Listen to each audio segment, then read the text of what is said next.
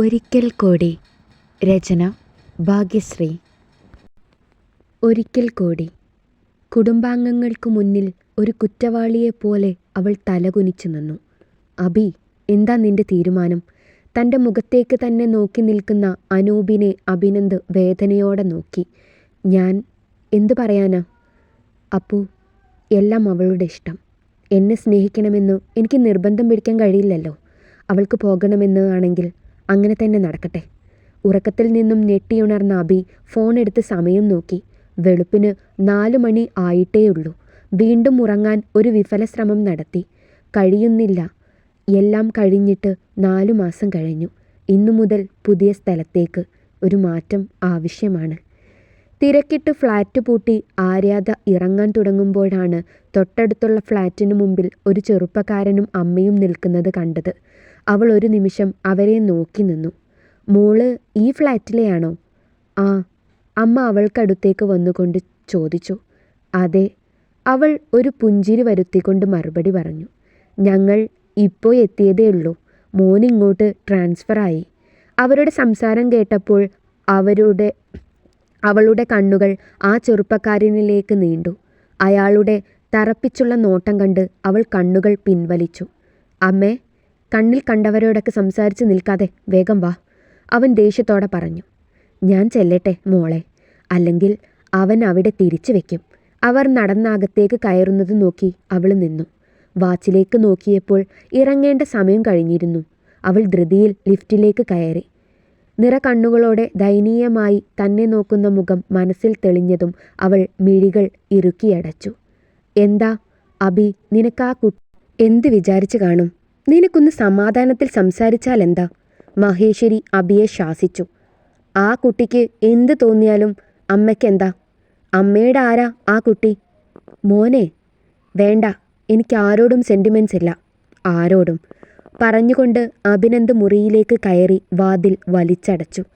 Lift ഇറങ്ങി താഴേക്ക് ചെന്ന ആര്യാദയെ കാത്ത് വൃന്ദ നിൽക്കുന്നുണ്ടായിരുന്നു. എത്ര നേരമായി ആദി, ഞാൻ വെയിറ്റ് ചെയ്യുന്നു. എൻ്റെ പിറകെ ഇറങ്ങിയതാണല്ലോ നീ. പിന്നെ എന്തു പറ്റി? ഓ, ഒന്നുമില്ല. എൻ്റെ വൃദ്ധേച്ചി, ഞാൻ കുറച്ച് വെള്ളം കുടിക്കാൻ പോയി, അതാ. പിന്നെ ആദി, ദാസേട്ടൻ അടുത്ത ആഴ്ച എത്തും. ഇപ്പോൾ വിളിച്ചിരുന്നു. 2 മാസം ലീവ് ഉണ്ടെന്നാ പറഞ്ഞത്. വൃന്ദേച്ചി, ഞാനെന്നാ ഒരു ഹോസ്റ്റലിലേക്ക് മാറട്ടെ?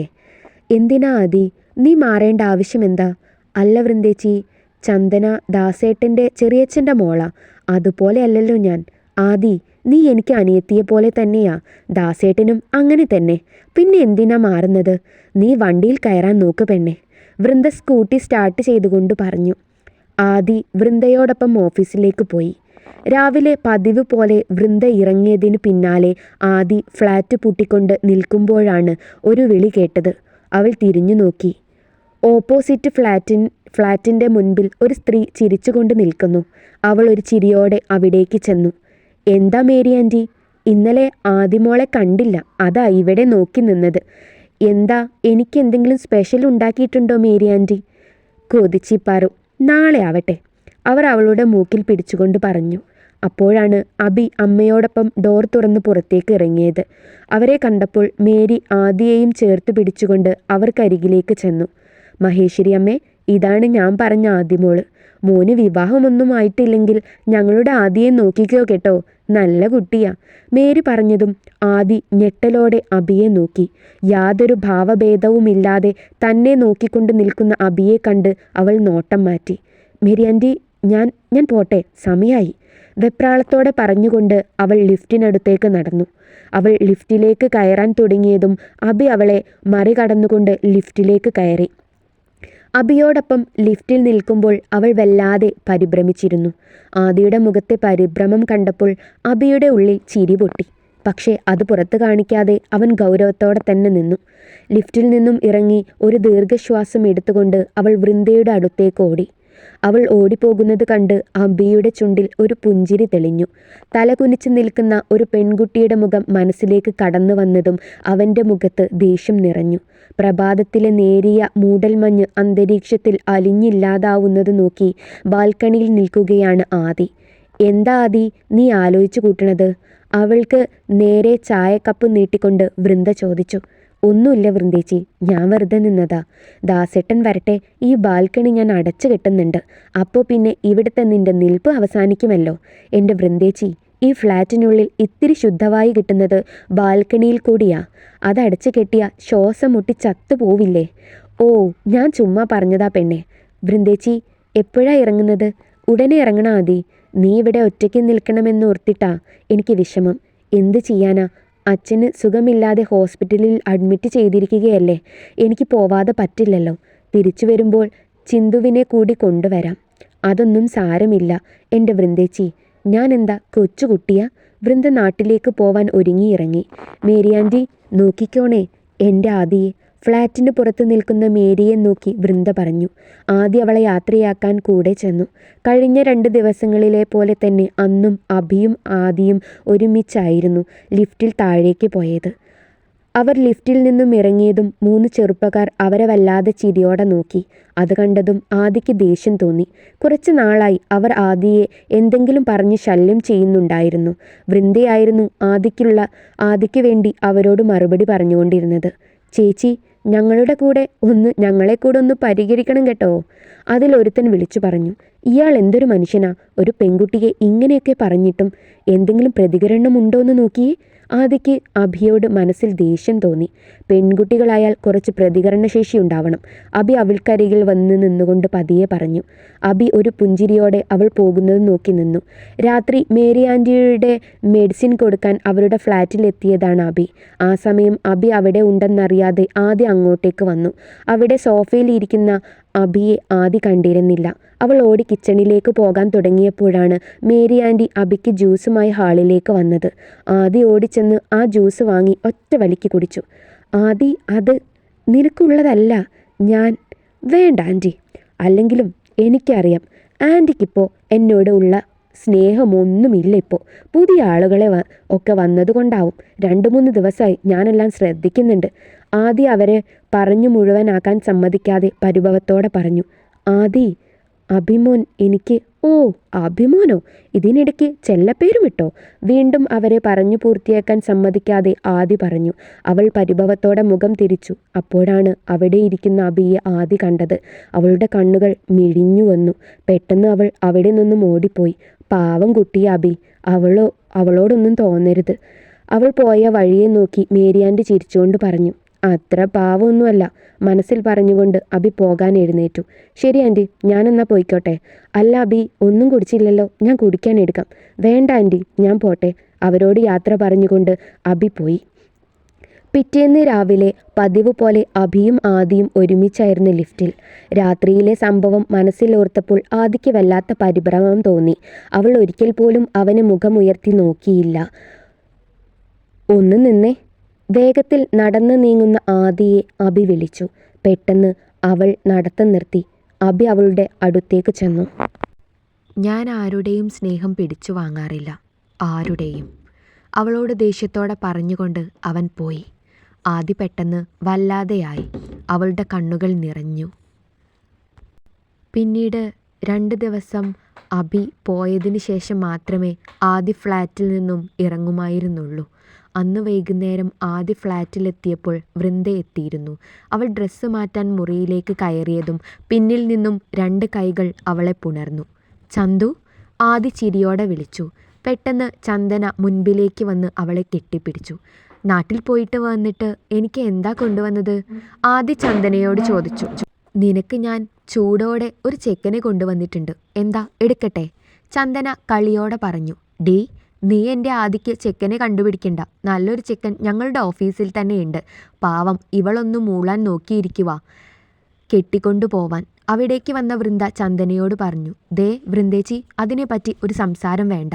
എനിക്ക് ദീപകിനോട് അങ്ങനെയൊന്നുമില്ലെന്ന് ഞാൻ പറഞ്ഞിട്ടുള്ളതല്ലേ? ആദി ഇഷ്ടക്കേടോടെ പറഞ്ഞു. അതിന് ദീപക്കാണെന്ന് ഞാൻ പറഞ്ഞില്ലല്ലോ. വൃന്ദ കുസൃതിയോടെ പറഞ്ഞു. ദീപകല്ലാതെ വേറെ ആരാ ഓഫീസിൽ എന്നെ ശല്യപ്പെടുത്തുന്നത്? ശല്യമോ? ദീപക് നിനക്ക് ശല്യമാണോ ആദി? എന്ത് നല്ല സ്വഭാവമാണ് ദീപകിൻ്റെ.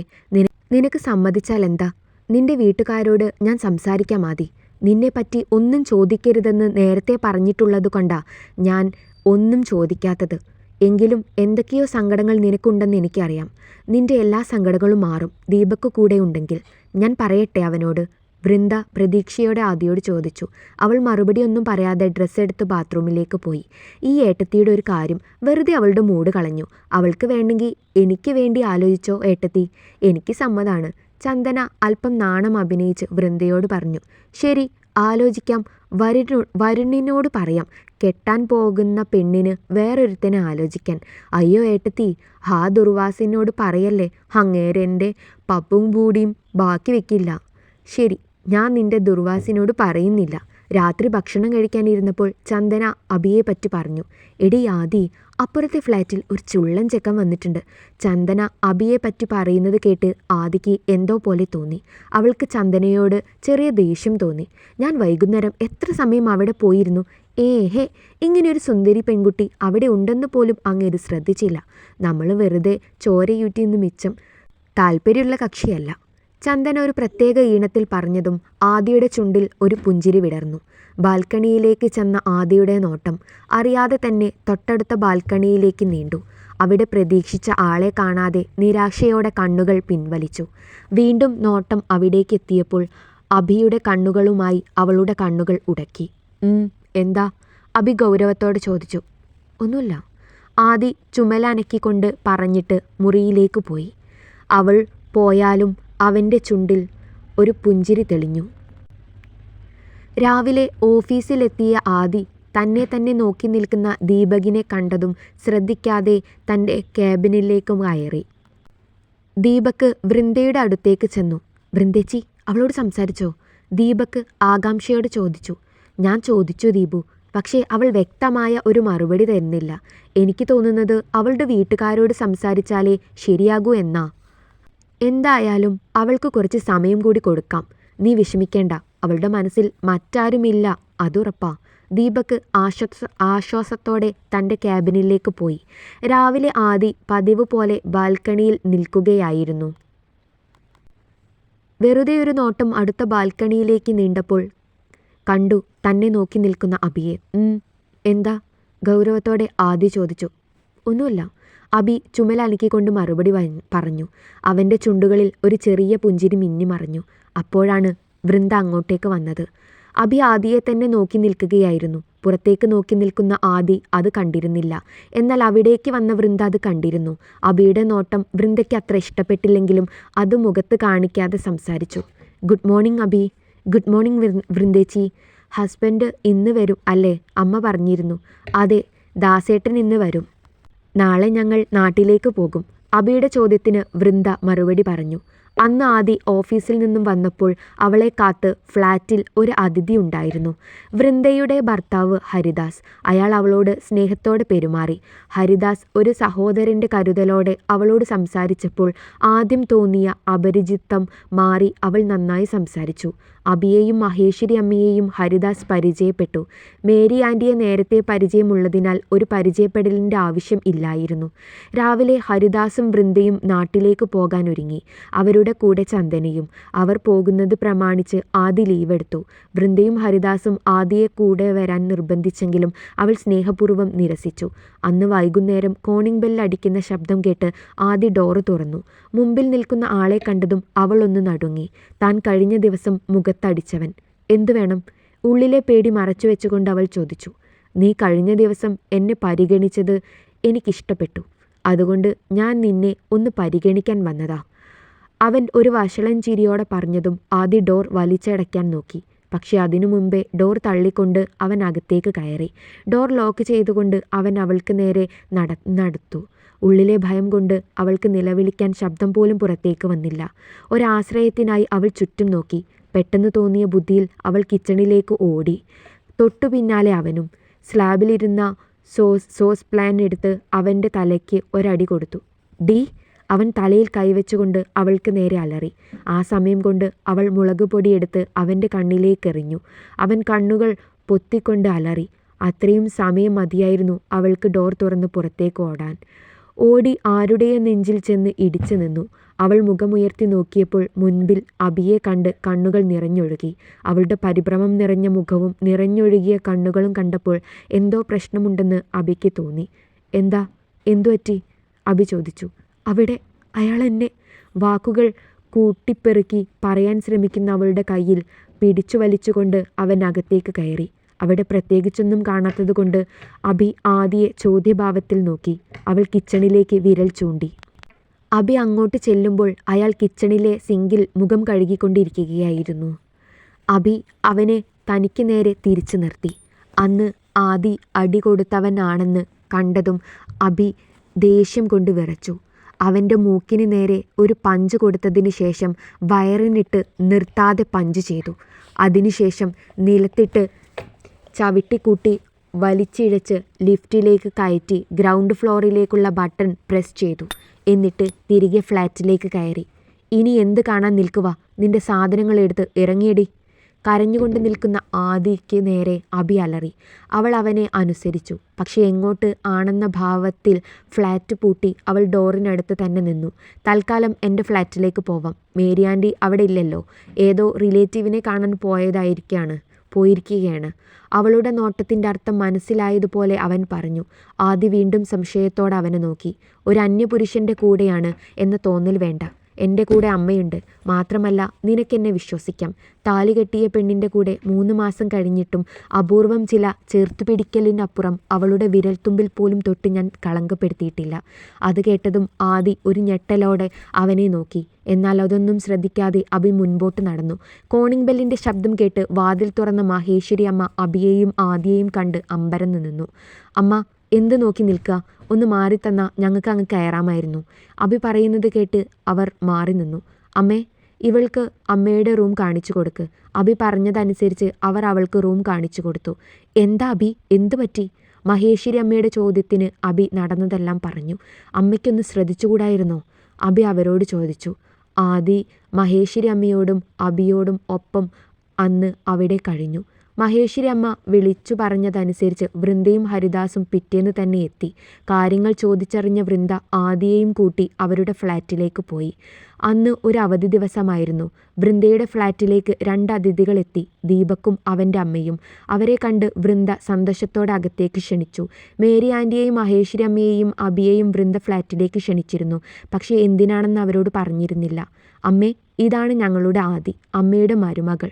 വൃന്ദ ആദിയെ ദീപകിൻ്റെ അമ്മയ്ക്ക് പരിചയപ്പെടുത്തി. അത് കേട്ടപ്പോൾ ആദി ഒരു ഞെട്ടലോടെ വൃന്ദയെ നോക്കി. മഹേശ്വരി അമ്മയുടെ മുഖത്തും ഒരു ഞെട്ടൽ പ്രകടമായി. വൃന്ദ അത് കാണുകയും ചെയ്തിരുന്നു.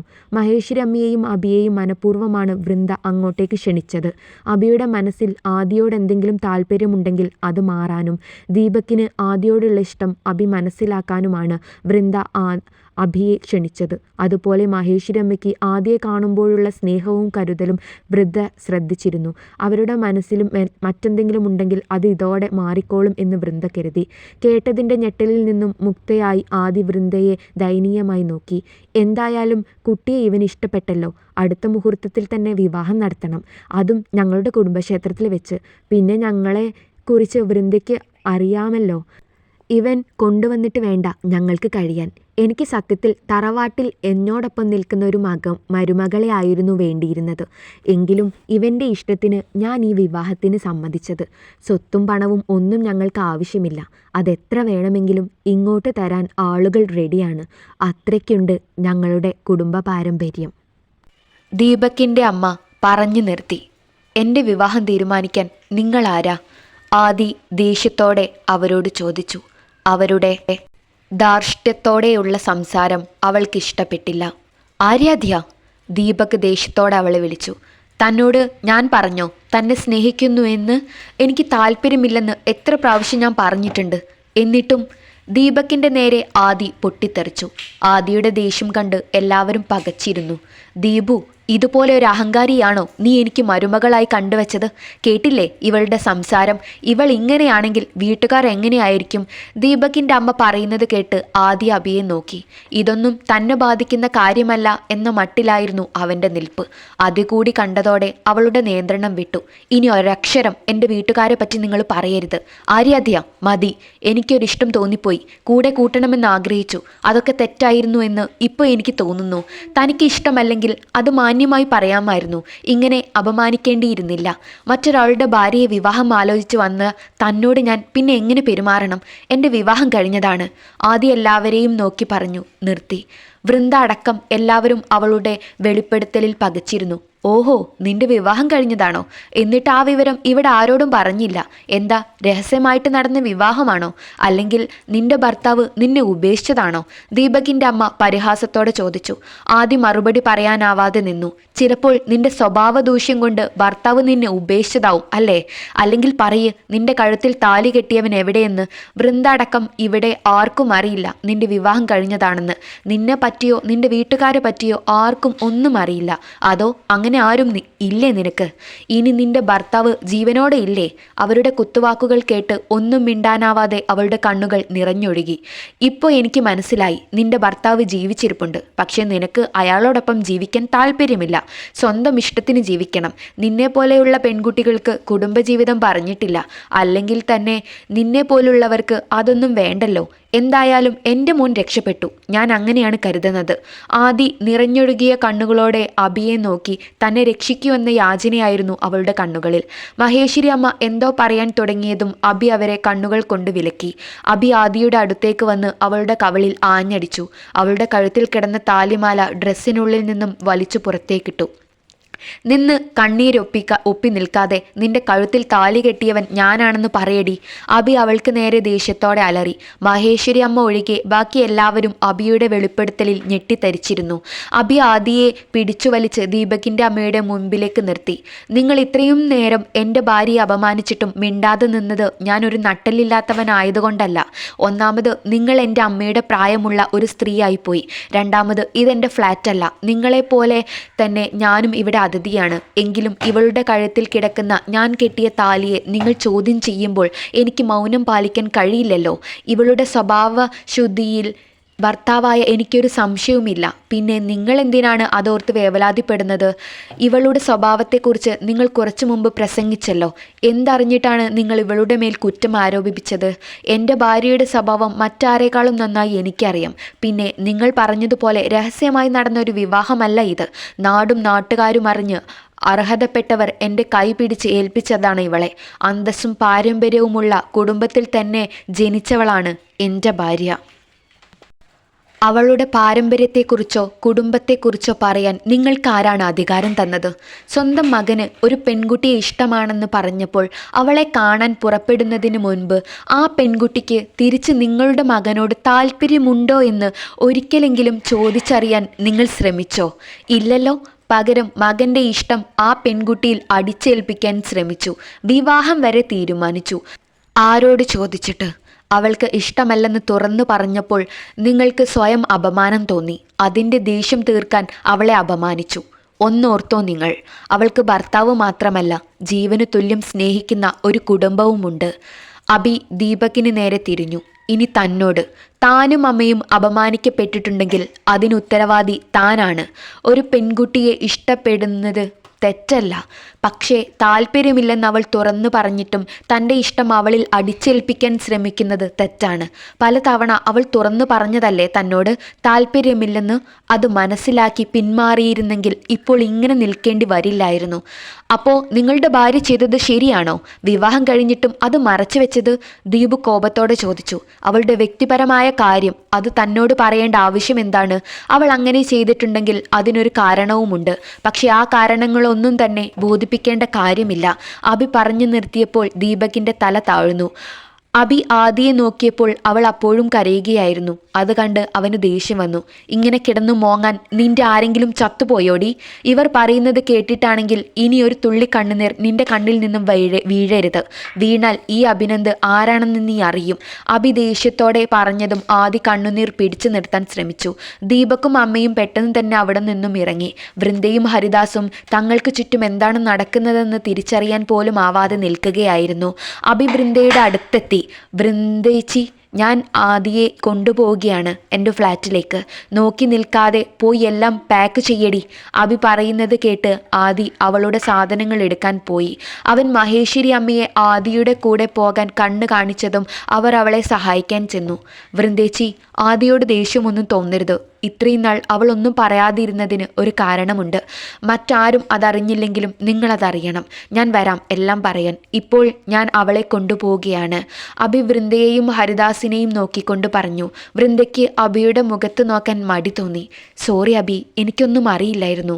അറിഞ്ഞിരുന്നെങ്കിൽ ദീപുവിൻ്റെ നിർബന്ധത്തിന് വഴങ്ങി ഞാൻ ഒന്നിനും കൂട്ടു നിൽക്കില്ലായിരുന്നു, വൃന്ദ വിഷമത്തോടെ അഭിയോട് പറഞ്ഞു.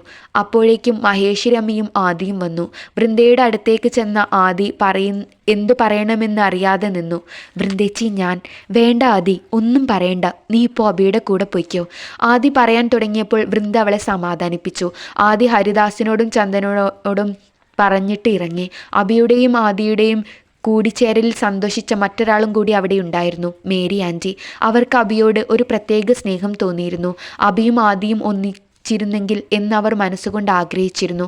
മേരി ആൻറ്റിയും അവരോടൊപ്പം ഇറങ്ങിയിരുന്നു. അഭിയുടെ ഫ്ലാറ്റിന് മുൻപിൽ എത്തിയപ്പോൾ ആദിയെ കെട്ടിപ്പിടിച്ചുകൊണ്ട് അവർ അവരുടെ സന്തോഷം പ്രകടിപ്പിച്ചത്. മോള് അഭിയുടെ റൂമിലേക്ക് പോയിക്കോളൂ, മഹേശ്വരി അമ്മ ആദിയോട് പറഞ്ഞു.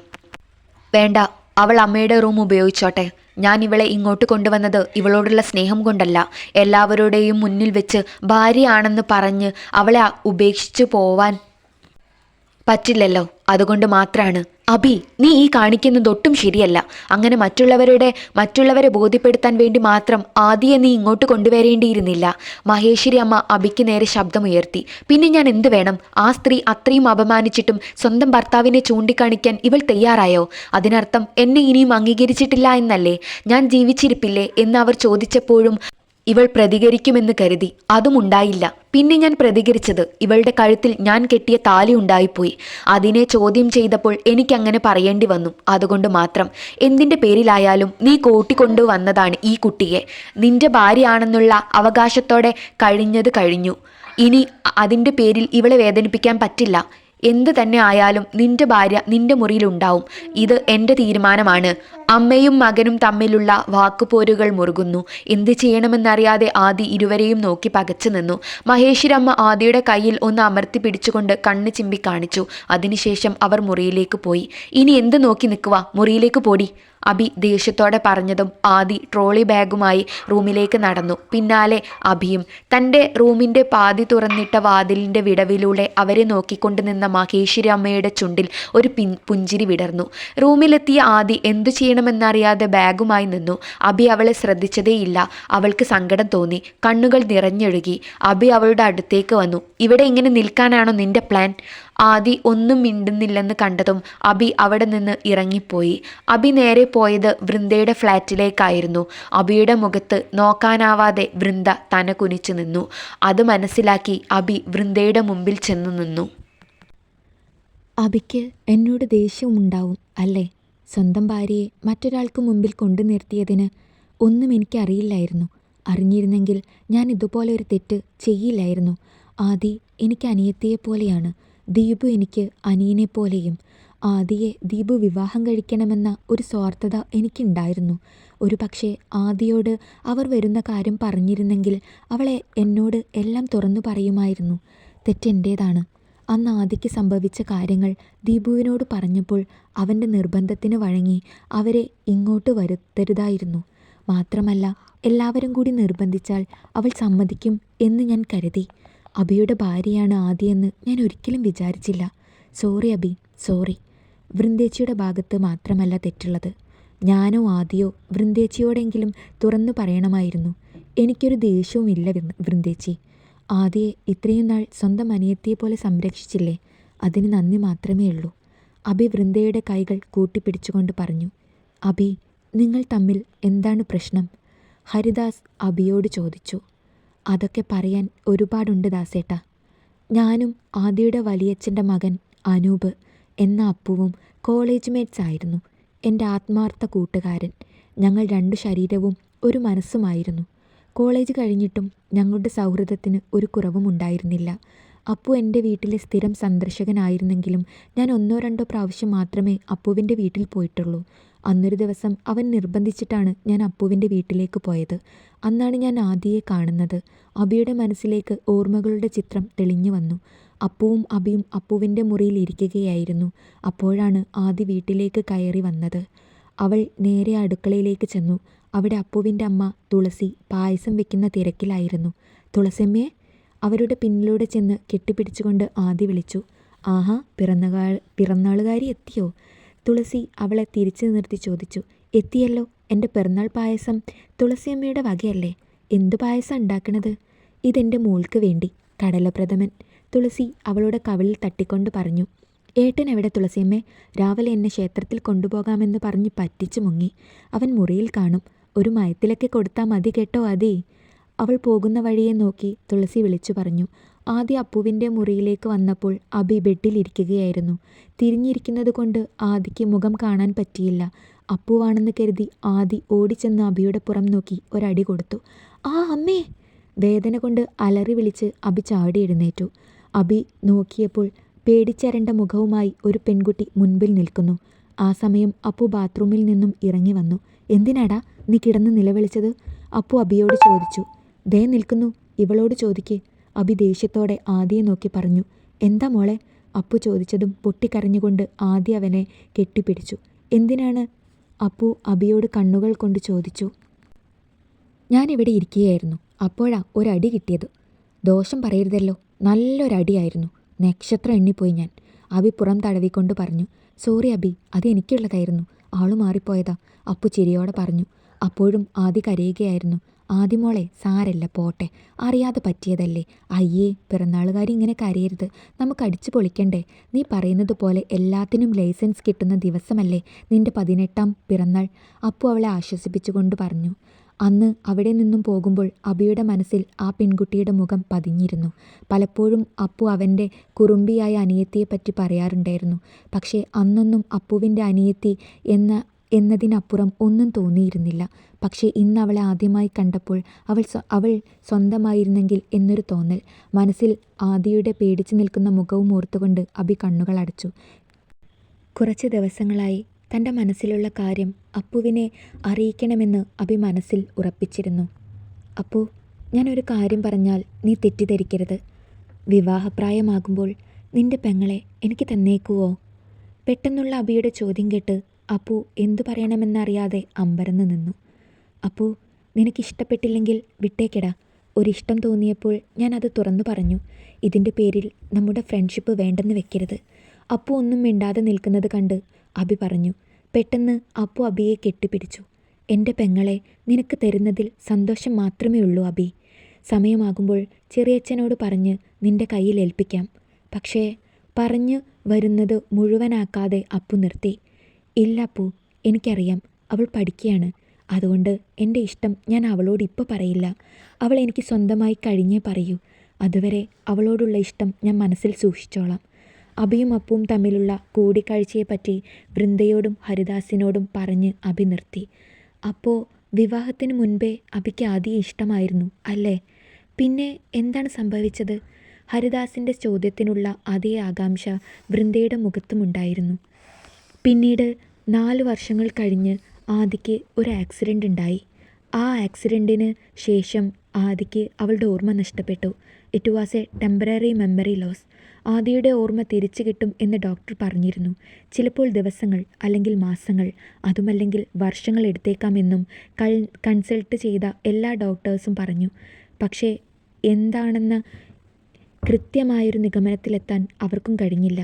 ആദിക്ക് ഒന്നും ഓർമ്മയുണ്ടായിരുന്നില്ല, സ്വന്തം അച്ഛനെയും അമ്മയെയും പോലും. പക്ഷേ എങ്കിലും ആ ജീവിതമായി അവൾ പൊരുത്തപ്പെട്ടിരുന്നു. 2 വീടിൻ്റെ മുഴുവൻ സന്തോഷവുമായിരുന്നു ആദി.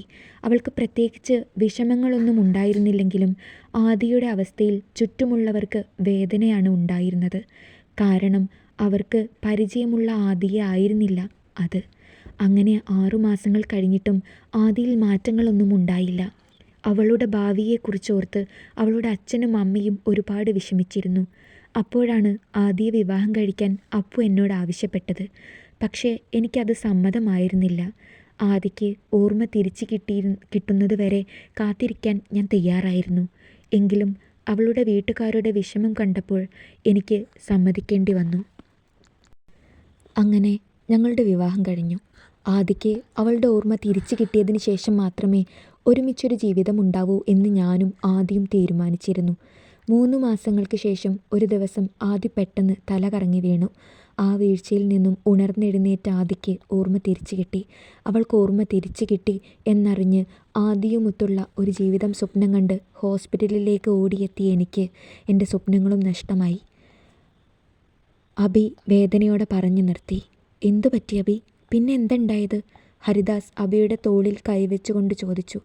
എല്ലാ ഓർമ്മകളും തിരിച്ചു കിട്ടിയ ആദിക്ക് പക്ഷേ ഞാനുമായുള്ള വിവാഹം ഓർമ്മയില്ല. എന്നെ അംഗീകരിക്കാൻ അവളുടെ മനസ്സ് തയ്യാറായില്ല. ഹോസ്പിറ്റലിൽ നിന്നും ആദി അവളുടെ സ്വന്തം വീട്ടിലേക്കാണ് പോയത്. അപ്പോൾ ആദിക്ക് അറിയില്ലേ അബി അവളെ സ്നേഹിച്ചിരുന്ന കാര്യം? വൃന്ദയുടെ ചോദ്യത്തിന് അബി വേദന കലർന്ന ഒരു പുഞ്ചിരി സമ്മാനിച്ചു. ഇല്ല വൃന്ദേച്ചി, എല്ലാം തുറന്നു പറയാനും അവളോട് സംസാരിക്കാനുമായി ഞാൻ 2 പ്രാവശ്യം ആദിയെ കാണാൻ ശ്രമിച്ചു. പക്ഷേ അവൾ എന്നെ ഒന്ന് കാണാൻ പോലും കൂട്ടാക്കിയില്ല. അല്ലെങ്കിൽ തന്നെ ഒന്നുറങ്ങി എഴുന്നേൽക്കുമ്പോൾ വിവാഹം കഴിഞ്ഞുവെന്നും ഭർത്താവുണ്ടെന്നും ഒക്കെ പറഞ്ഞ ഏത് പെൺകുട്ടിക്കാണ് അംഗീകരിക്കാൻ കഴിയുക? അബി പറഞ്ഞതും വൃന്ദയും ഹരിദാസും അവനെ അലിവോടെ നോക്കി. അതിനുശേഷം നിങ്ങൾ ഇവിടെ വെച്ചാണ് കാണുന്നത്? അല്ല ദാസേട്ടാ, 4 മാസങ്ങൾക്ക് മുമ്പ് ഞങ്ങൾ കണ്ടിരുന്നു. അന്ന് എന്താ അപ്പു, എന്തിനാ വരാൻ പറഞ്ഞത്? ആദിയുടെ വീട്ടിലേക്ക് വന്ന അബി വെപ്രാളത്തോടെ ചോദിച്ചു. നീ വാ പറയാം. അബിയുടെ തോളിലൂടെ കൈയിട്ടുകൊണ്ട് അപ്പു അവനെ അകത്തേക്ക് കൂട്ടിക്കൊണ്ടുപോയി. അബിയും അപ്പുവും ഹാളിലേക്ക് ചെന്നപ്പോൾ അവിടെ എല്ലാവരും ഉണ്ടായിരുന്നു. എല്ലാവരുടെയും മുഖത്ത് ദേഷ്യം നിറഞ്ഞിരുന്നു. മോനെ അബി, ഇരിക്ക്, അപ്പുവിൻ്റെ അച്ഛൻ വിജയകുമാരൻ പറഞ്ഞു. അബിയും അപ്പുവും ഒരുമിച്ച് സോഫയിലിരുന്നു. കുറച്ച് മാറി ആദി തല കുനിച്ച് നിൽക്കുന്നത് അബി കണ്ടു. അബി, നിന്നോട് വരാൻ പറഞ്ഞത് ഒരു കാര്യം സംസാരിക്കാനാണ്. ആദി ഒരു ജോലിക്ക് അപ്ലൈ ചെയ്തിരുന്നു. അതിൻ്റെ ഇൻ്റർവ്യൂ കഴിഞ്ഞു. അവൾക്ക് ആ ജോലി കിട്ടി. കുറച്ച് ദൂരെയാണ്, അവിടെ താമസിക്കേണ്ടി വരും. ഞങ്ങൾക്കാർക്കും അതിന് സമ്മതമല്ല. പക്ഷേ പോകണമെന്ന് അവൾ വാശി പിടിക്കുന്നത്. ഒരു ജോലി വേണമെങ്കിൽ ഇവിടെ തന്നെ നോക്കാമല്ലോ.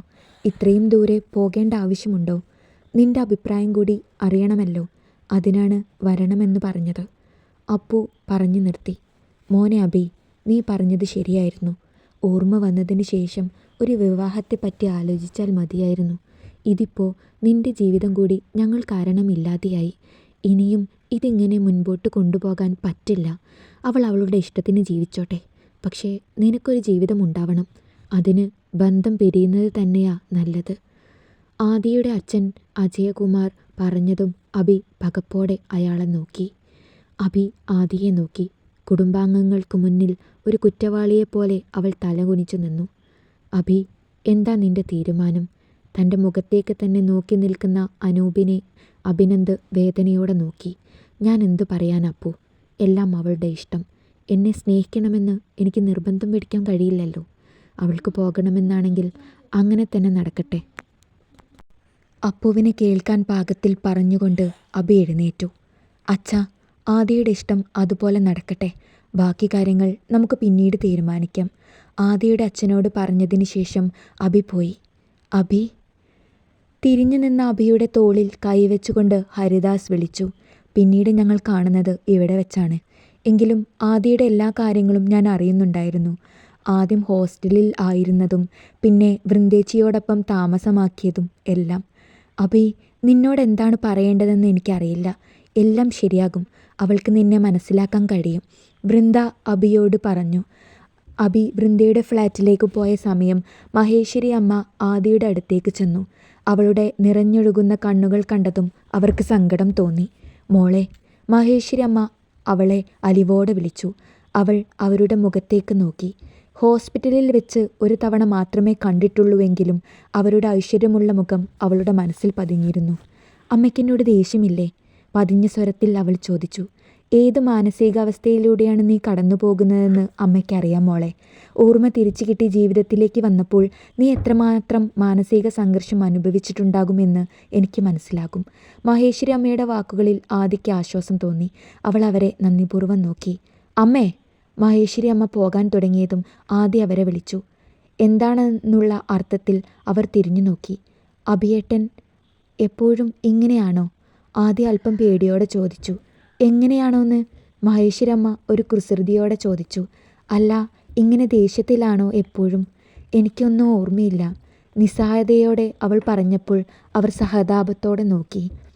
ഈ കാണുന്ന ദേഷ്യവും ചാട്ടവും ഒക്കെ ഉണ്ടെന്നേ ഉള്ളൂ. അബി ഒരു പാവാണ് മോളെ, പേടിക്കണ്ട കേട്ടോ. അവളോട് പറഞ്ഞതിന് ശേഷം അവർ പോയി. അബി വൃന്ദയുടെ ഫ്ലാറ്റിൽ നിന്നും വന്നതിന് ശേഷം പുറത്തേക്ക് പോകാൻ തയ്യാറായി മുറിയിൽ നിന്നും ഇറങ്ങിയപ്പോഴാണ് ആദി ബാൽക്കണിയിൽ നിൽക്കുന്നത് കണ്ടത്. ഇവളെന്തിനാ എപ്പോഴും ഈ ബാൽക്കണിയിൽ തന്നെ നിൽക്കുന്നത്? അബി അവളെ നോക്കി ആലോചിച്ചുകൊണ്ട് നിൽക്കുമ്പോഴാണ് ആദി പെട്ടെന്ന് തിരിഞ്ഞത്. അവനെ കണ്ടതും അവൾ വീണ്ടും പുറത്തേക്ക് തന്നെ നോക്കി നിന്നു. അമ്മേ! അബി ദേഷ്യത്തോടെ ഉറക്കെ വിളിച്ചു. എന്താടാ? മഹേശ്വരി അമ്മ അബിയുടെ അടുത്തേക്ക് വന്നുകൊണ്ട് ചോദിച്ചു. ഞാനൊന്ന് പുറത്തേക്ക് പോയിട്ട് വരാം.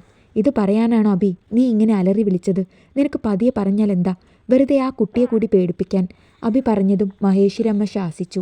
രാത്രി ഭക്ഷണം കഴിച്ച ശേഷം കിച്ചൺ വൃത്തിയാക്കാനും പാത്രങ്ങൾ കഴുകാനും ആദി മഹേശ്വരി അമ്മയെ സഹായിച്ചു. എല്ലാം കഴിഞ്ഞില്ലേ? ഇനി പോയി കിടന്നോളൂ മോളെ. മഹേശ്വരി അമ്മ പറഞ്ഞിട്ടും ആദി മുറിയിലേക്ക് പോകാൻ മടിച്ച് അവിടെ തന്നെ നിന്നു. പൊയ്ക്കോ മോളെ, ഞാനും പോയി കിടക്കട്ടെ. അവർ വീണ്ടും പറഞ്ഞതും അവൾ മുറിയിലേക്ക് പോയി. അബി ആരോടെ ഫോണിൽ സംസാരിച്ചു കൊണ്ടിരിക്കുമ്പോഴാണ് ഡോറിൽ തട്ടുന്ന ശബ്ദം കേട്ടത്. പെട്ടെന്ന് ഫോൺ വെച്ചിട്ട് അബി ഡോർ തുറന്നു. മുൻപിൽ നിൽക്കുന്ന ആദിയെ കണ്ടതും അബി സംശയത്തോടെ നോക്കി. ഞാൻ അകത്തേക്ക്. അബി മാറിക്കൊടുത്തതും അവൾ അകത്തേക്ക് കയറി. സ്വന്തം മുറിയിലേക്ക് കയറാൻ ലോക്ക് ചെയ്യാത്ത ഡോറിൽ തട്ടി അനുവാദം ചോദിക്കുന്ന ഭാര്യ എനിക്ക് മാത്രമേ കാണൂ. മനസ്സിൽ പറഞ്ഞുകൊണ്ട് അബി ഡോർ ലോക്ക് ചെയ്തു. അബി കിടന്നിട്ടും ആദി അവിടെ തന്നെ നിന്നു. കുറച്ച് സമയം കഴിഞ്ഞിട്ടും ആദി അങ്ങനെ തന്നെ നിൽക്കുന്നത് കണ്ട് അബി എഴുന്നേറ്റ് അവളുടെ അടുത്തേക്ക് ചെന്നു.